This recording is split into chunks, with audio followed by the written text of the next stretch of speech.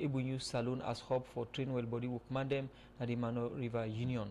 He talked this inside one meeting for welcome the massive ship back na Salone as he say massive ship for long term now don't they support the well body sector na the country. For more on this we join Yeno Kabia. Access to well body facility now one part they challenge them where the country don't they get for long term now. As most them people with some well body condition them can travel outside the country for treatment where plenty not able for afford them, so they can end up die or live with that condition for the rest of their life, where can make them trauma. For solve some pandemic challenge make the global massive ship can travel across different countries them na the world, especially na deprived country them like Salone. And for about 8 years now, the global massive ship don't they come na Salone, outside they don't they give free treatments them to different people we get different medical condition them na the country.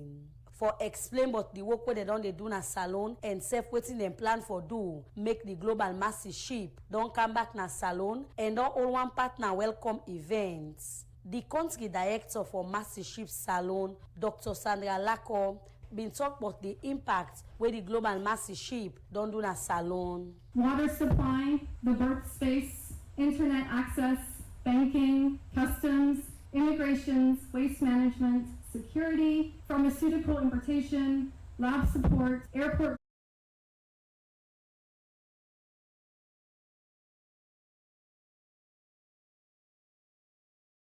coordination, supplies, licensing of healthcare professionals, vehicle registration, programmatic partnerships, and so much more. Since arriving in 2023, the Global Mercy has provided more than 3,630 safe, free surgeries across 6 surgical specialties, transforming lives with hope and dignity restored.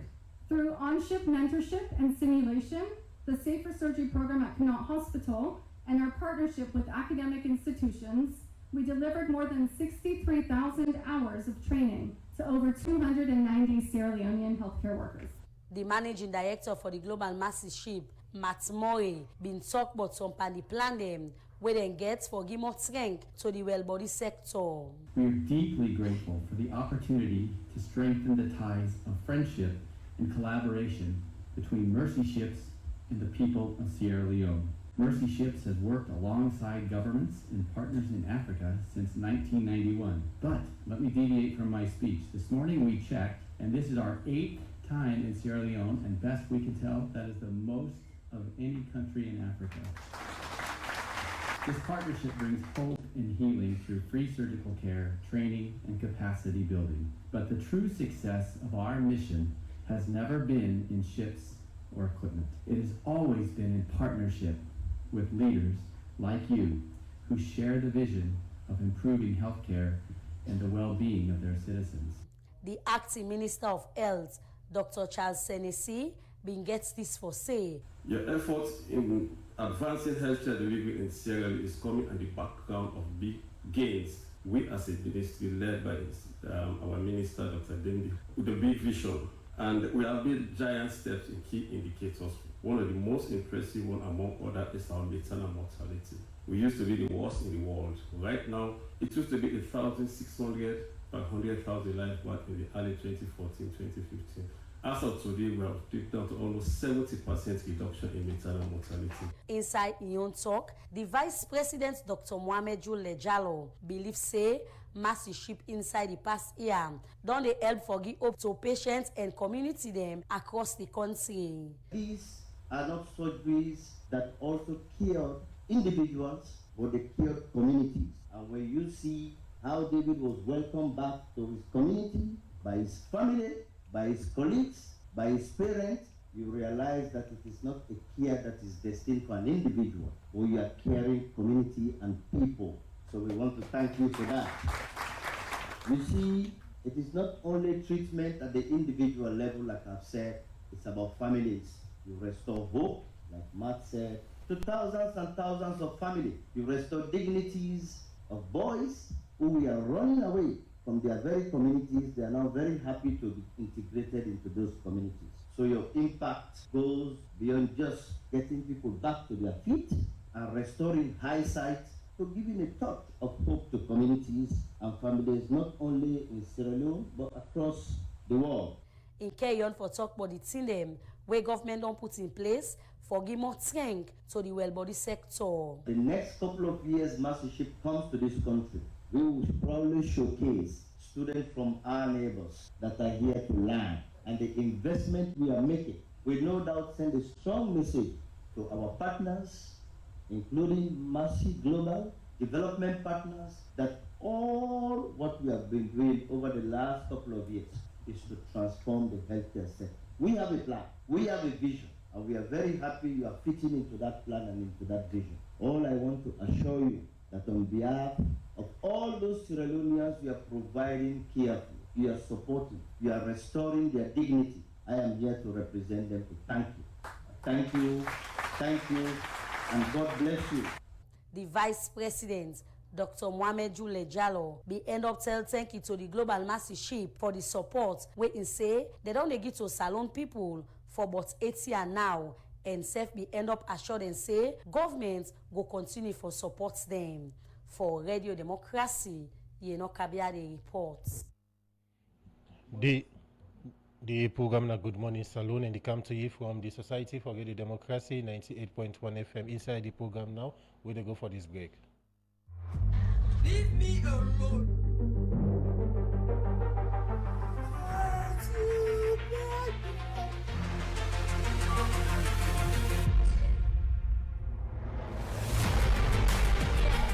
Housemate Salon is back. Please choose the woman that you wish to couple with. And this time it's bigger, better, and hotter. With a grand prize of 1 million leones. Yes, that's 1 billion old leones plus a fully paid round trip to Dubai. Apply now for just 1,000 leones. If you have what it takes to rock the house, play the game, and win the show.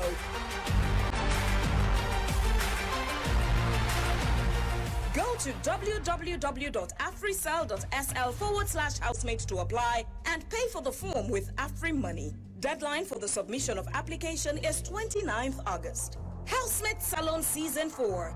Clean game.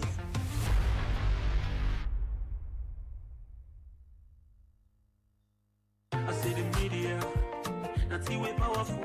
Cyber security threats, then they happen and then they happen every day. From phishing scam to bad software and data breach. Nobody not get 100% protection because they can attack anybody, any side, anytime. So if your organization gets cyber incidents or your system begin for behave like say somebody they run after her, no waste time or report 110 to the National Cyber Security Coordination Center NC3 with team we get master sabi people there ready for answer quick one. Then go tap the attack quick one for make the damage no boku. We go unbug your business and your customer them bambai. Remember say under part 6 section 53 by the Cyber Security and Crime Act 2021. If you not report cyber attack or where bad people sneak inside your system without your permission, now big criminal offense that we can make you pay boku money or you can even go jail. Report all cyber attack na www.nccc.gov.sl or you send email to reporting@nccc.gov.sl before it go late bambai.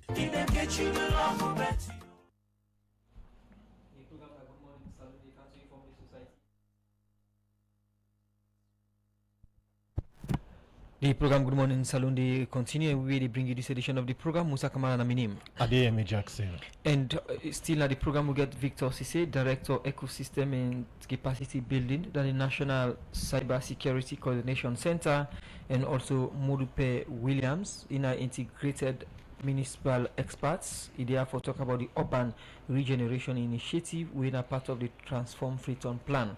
I come to you, Victor Sesay. We don't talk about our mandates and some of the activities that Mona don't engage in, but the issue of cybercrime now we still plenty in the country and complaints and they come up. What will they do for improve our infrastructure and the capacity of the workman them for ensure they are able to combat cyber security in the country? Thank you very much, Musa, for that question there. And with regards to the infrastructure, we currently implement what we call the National Critical Information Infrastructure project, wherein we identify all the critical information infrastructure then at the country, and then prioritize them and focus, provide them protection plan for 4 of them, one a day for as a test case, what it starts with. And last week we don't do validation of that protection plan, because now we don't put a protection plan in place, and that document they actually serve as a blueprint for securing the critical information infrastructure, and there were the range across different sectors in the government, where we see if any of them damage, if any of them get compromised, if any of them ambog, they actually tell on the operations of government, because these are highly digitally reliant infrastructure, like the financial sector, for instance. If anything happens, and you go and bug the day-to-day operations of government. So we don't put these blueprints together as a protection plan. We all the stakeholders that the critical information infrastructure have to follow. At the same time, also the capacity of the experts need for be continually upgraded, because this not what you go do one off. So in that line, we continue with the skills development, and I make with the now in a few weeks time roll out the cybersecurity skills strategy, wherein we go train expert them from different sectors of government and even private sector, for make sure so bring them come to that professional level of certification, so that they go able to do their work even better than what they do now. Whether it is the police, whether it is the judiciary, the financial sector, or health sector, and all those other places, we therefore invite them, take some of them professionals for help protect the infrastructure them. And this government initiative, government they pay full for all the people here for actually go and get that kind of expertise here. And not just the stop there, we actually also they now work with the Master Sabi people in book learning business for develop a cybersecurity curriculum in this country. Because long before now, we not be don't ever get any university where they offer cybersecurity program. You will agree with me, Musa, if we get all this amount of radio stations and TV stations in the country, then no university not they produce graduates them where for actually work na the radio stations. It will be a challenge. So we identified that one day during a World Bank supported project wherein we do an assessment, and that come out vividly. Say, look, for let we get cybersecurity expert then at this country, pass we import them from Nigeria, Ghana, and other places, and it becomes very expensive. And besides, you know, only your mama and mates they be the one for they keep your secrets for you. So if finally you train you young person them, you young people them for letting get that expertise for working at the financial institutions, for working at the military, for working at the police, and other different sectors for help protect the infrastructure. So now that curriculum development they actually gone. We don't get the first engagement, and by next week or a week after, we also get a second engagement with the universities then, and in that engagement they will make sure to bring the policy body, which is the Ministry of Technical and Higher Education. We bring the regulatory arm when at the Tertiary Education Commission, so that once we've done this, we will get accreditation for any university who want to roll out this program, and then we will make sure say even the senates and courts of the different tertiary institutions they also be getting involved. Let them know say this is not just academia for academia, but it's also for coming from a security perspective. Because Musa, there was a time when we get some internet breakdown at this country. We all feel by abobon and hot water. You're not able to explain, but just something is wrong. You only phone you the send message, you know they go no side, and you wait for responding, not they happen. Business was slow, and then interactions or interventions and not be they go as in a timely manner as well be they plan them. We know one kind of thing they for continue for happen. So we need the professionals for actually they for help protect all the critical information infrastructure for working at the different sectors of government, even with radio stations. You know, one for low Sidoya and they talk on cyber security, they're waiting the public they is something quite different because our system has been compromised. We want Musa or any other person in this institution get those basic skills, how for handle information, how for make sure say it's protected, how you soften habit, self go actually be sanitized in a way where you not go compromise yourself or the institution where you work for. So, with the National Critical Infrastructure project, when a blueprint where they guide the institution on how to handle cyber-related issues in the country, you think with this blueprint, able for reduce or address the issue of cybercrime in the country? It help for reduce the risk of the critical information infrastructure being compromised. The problem the reason why I make this one very important is because any of them gets compromised, it unblock the day-to-day operations of government. Cybercrime generally not a good thing, but there are some crimes like doing things that will annoy me as an individual, you know, go work government's day-to-day operations. But if you touch like the health sector, let's say the electronics management records, wherein and now go are able to compromise and see all the health records of 98.1 staff, you can imagine the damage we don't go cause if are unlawfully published out. So we need for get the critical information infrastructure are highly protected. The blueprints they tell we, they provide guidelines, they provide them that necessary elevation of security where we need so that they will be properly protected. Okay. Earlier on, you talk about say with the infrastructures that we don't put in place now, are they able for take matters of cybercrime in our courts. Mm-hmm. And when you look at cybercrime issue, a highly intelligent issue, we need evidences of cyber issues and we don't be committed. Then we look again into the capacity of the center in terms of producing the evidences and in a court we be able to convince say yes cyber crime don't be committed. Well, first of all, for start off, let's just lay the pretext.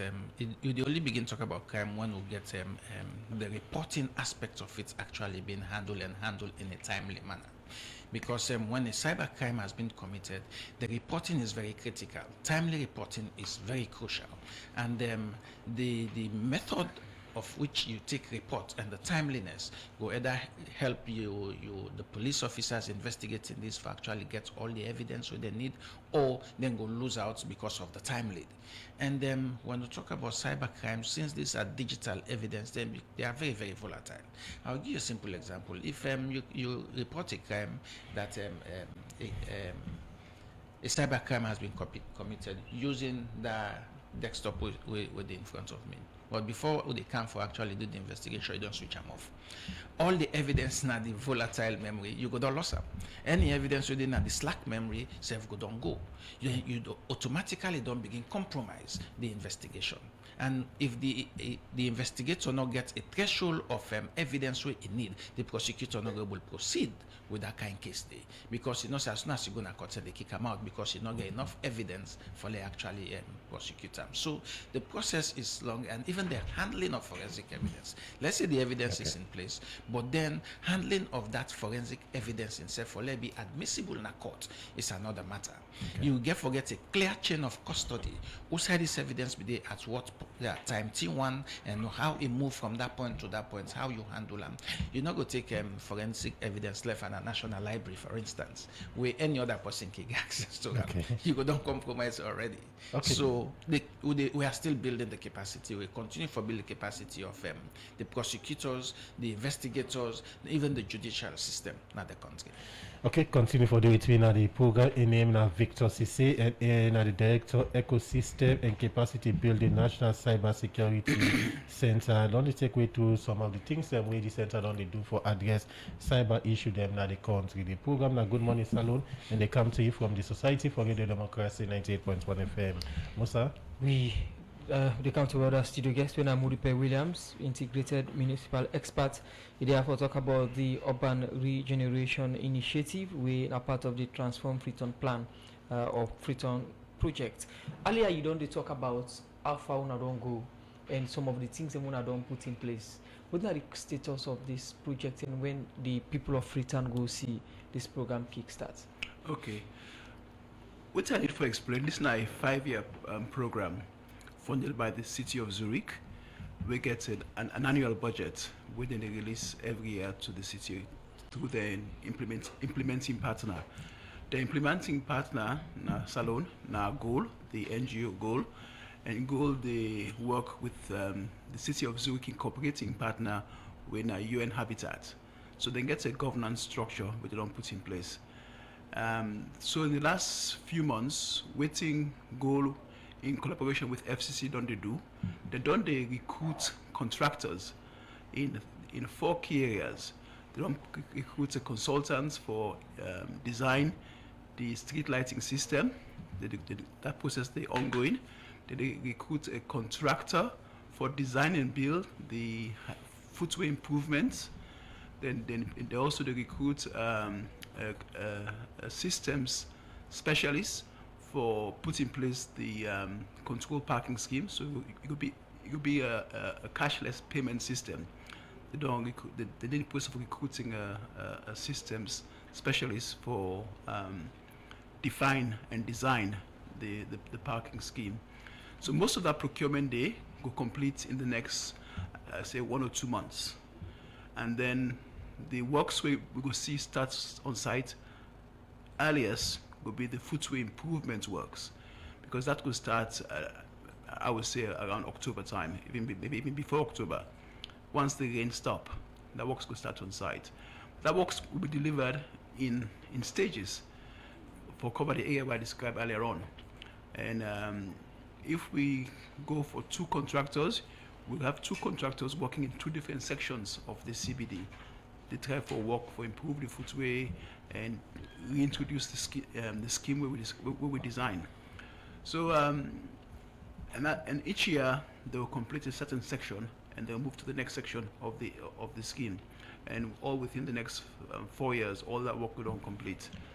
So yeah.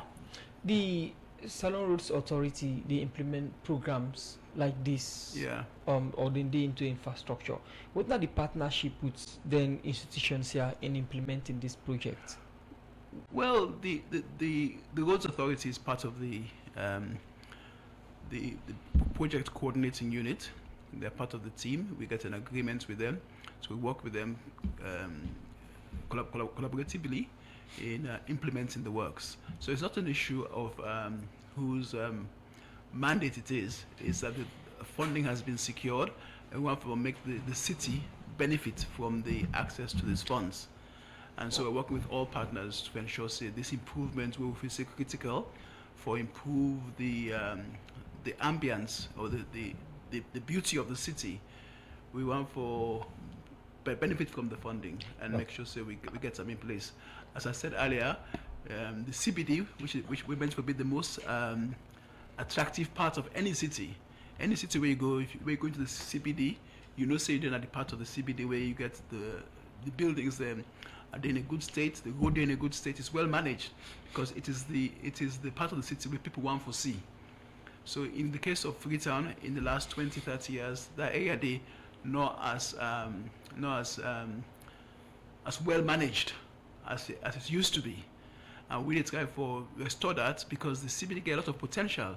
And the only part of Freetown where the road layout stay in a very structured way, we could allow for very high density developments. We get much taller buildings and get a lot of activity inside that small space there. And that's very, very good for business. In America, New York, they get a square mile around Wall Street. In London, they get the city of London. It's very small areas, but very intense activity. So businesses, they interact in small spaces, and it's very good for business. But we, at the moment, we don't lost a lot of that opportunity. That's one for claim back for Freetown. You say funding don't be approved. How much money will they talk about and when it will be available to now? Well, the funding is already been approved. It's 3 million. It is about 3 million USD, but the funding is 2.5 million Swiss francs because it's funding from the city of Zurich, so it comes in Swiss francs, but it's approximately about $3 million US, and it's over a 5-year period. and the funding is given in stages. They disperse the funding in stages through the implementing partner, and goal as the implementing partner in country, and they procure the contractors for the delivery of the works. Okay.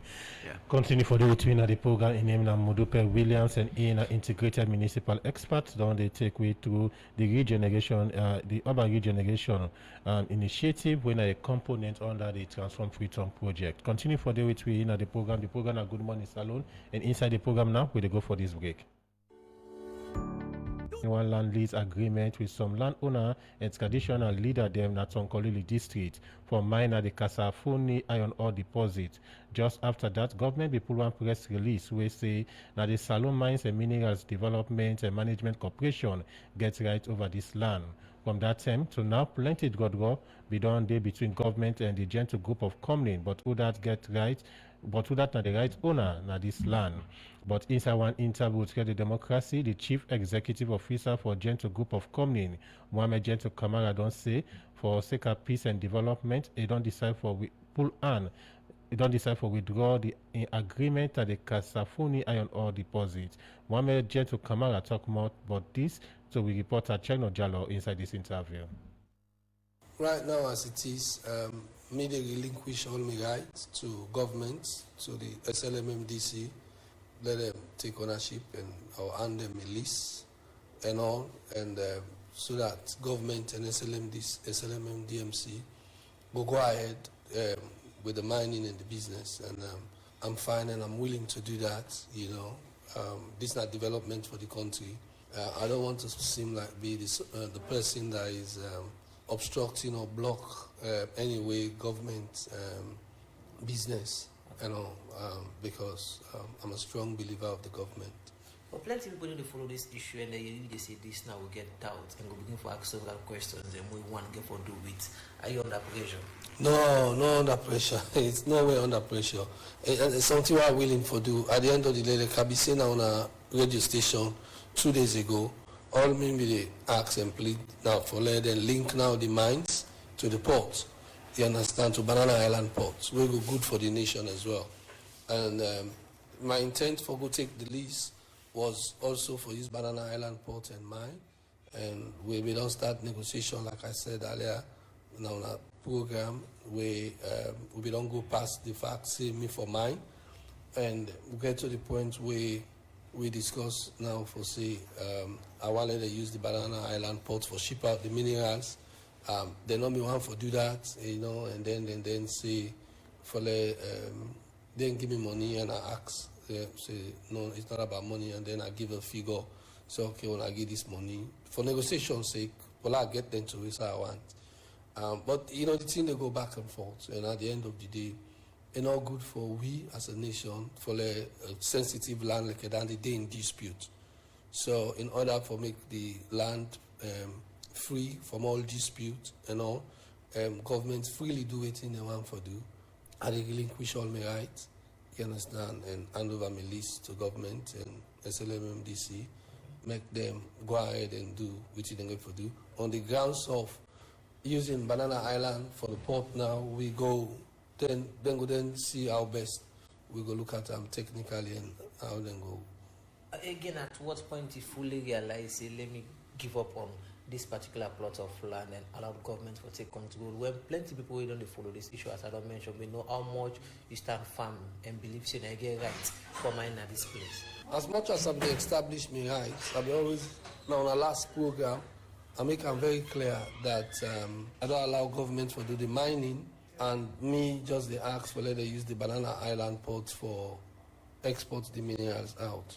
Okay, so you feel disappointed, forget at the point to start with this whole deal? No. I don't feel any way disappointed because I'm willing to do this. We only do them for nation development, and all I want now for make then go use the Banana Island port for export the minerals out. But that then go get for decide and later. But as it is now, yeah, law make the place dispute-free land.